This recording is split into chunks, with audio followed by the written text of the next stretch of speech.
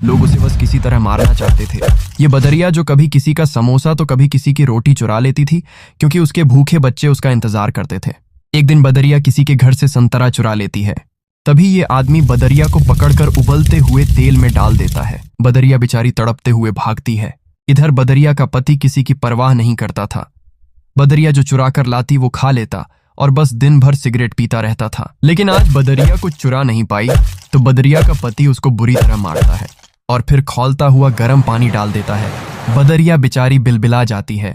इधर बच्चे ये सब देखकर बहुत रो रहे थे, तो बदरिया बच्चों को अपनी छाती से लगाकर सुला देती है और फिर वह रात भर रोती है, क्योंकि उसके बच्चे आज भूखे सो गए। और सुबह होते ही बदरिया फिर खाना लेने जाती है।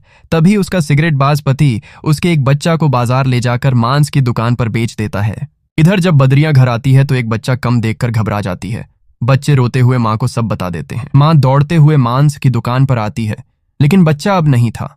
माँ फूट फूट कर रोती है और अपने बाकी बच्चों को लेकर जंगल चली जाती है और फिर एक नदी के किनारे घर बनाती है। बच्चे भूख से बिलबिला रहे थे, तो माँ खाना लेने चली जाती है। तभी एक जंगली शेर बच्चों पर हमला करके बच्चों को मार देता है। जब माँ वापस आती है तो मरे हुए बच्चों को देखकर चीख चीख कर रोती है और फिर बच्चों की याद में नदी में कूदकर अपने प्राण दे देती है। लेकिन आपने फिर भी इस माँ के लिए लाइक और सब्सक्राइब नहीं किया।